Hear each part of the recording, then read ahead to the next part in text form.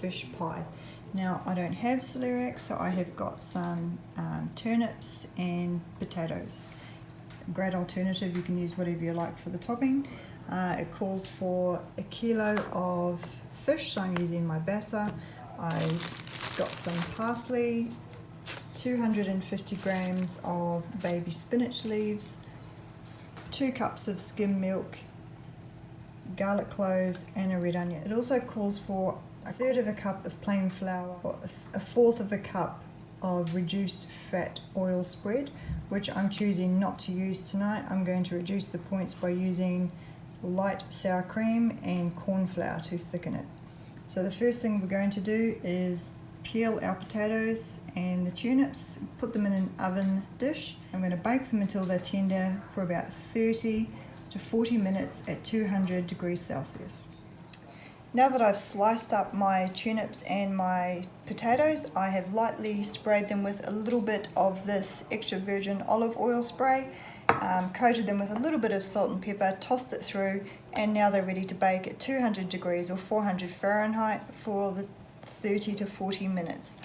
I've used my Weight Watchers Smart Points scale to weigh out the exact 1 kilo that we needed. So I'm just going to pop this in the oven now, and I'll continue on preparing the fish.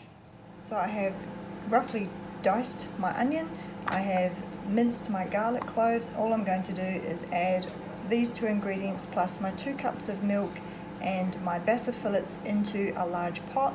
I'm just going to bring that to the boil until the fish is tender. Then we will remove the fish and then make the sauce. So I've added the milk, the onions and the garlic to the pan with the fish. I've decided to use a shallow fry dish. Pop this on the stove and I'll show you what it looks like when we're finished. Alright, so I've removed the fish from the poaching liquid, and as you can see it is perfectly poached fish. This is perfect, that's exactly what we wanted to see.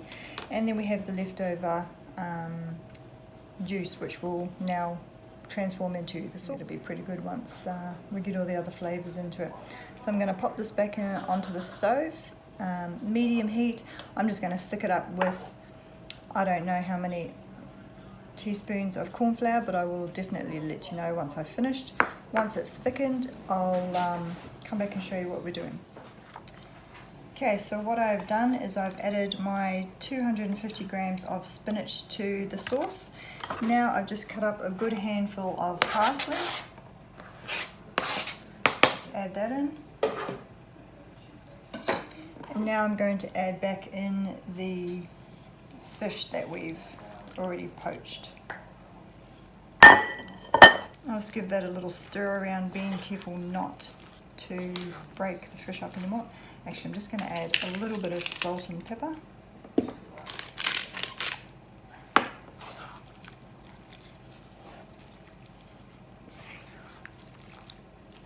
Okay, so what we're going to do now is transfer it into an oven dish.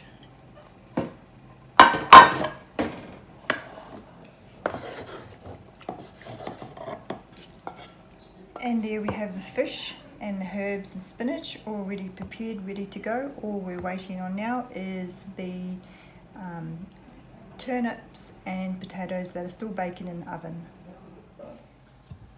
Our roast vegetables are done and ready to be mashed. All I'm going to do is add some light sour cream, 2 tablespoons at this stage. If I need more, I'll add a little more. If I do, I'll let you know.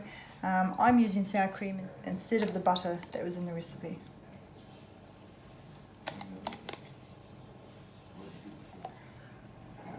Okay, so I'm happy with the mash. Now the recipe said to roughly mash, so you're not looking for a smooth mash, so there's a little bit of texture to go with the fish in the sauce. So all you do is you just spread this evenly over the top of the fish mixture.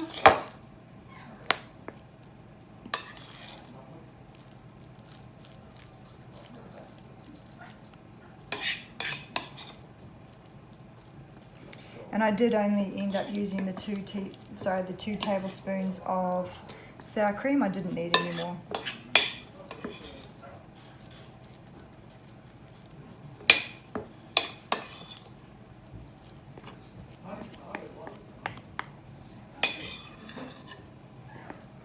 Now that the potatoes are on the top, I've decided I'm going to add 2 tablespoons of panko breadcrumb mix. I just think it's going to add a little bit more texture to the top. It's not in the recipe, but I very rarely follow a recipe. I'm always adding something. And I've also decided to add 50 grams of this Mexican inspired cheese mix. I don't know why they call it Mexican. I think because there's a little bit of spice in it. I don't know. Does that make it Mexican? I'm not sure. But I'm adding this to the top because it has a nice little kick, and I think it'll just give it a little bit of colour and flavour.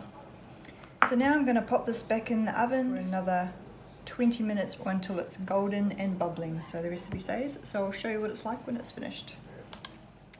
So this is how it turned out. I'm actually really happy with the way it looks. It's nice and crispy.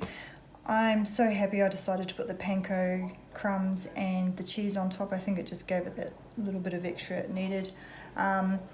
With adding the panko crumbs, they were 2 smart points for 2 tablespoons, and the corn flour was 1 smart point for 2 teaspoons. For 4 people, it's 6 smart points each serve, but that is a massive serve, and I think for us it'll be 4 smart points per serve for 6 people. And I will just serve this up as it is, or with a salad.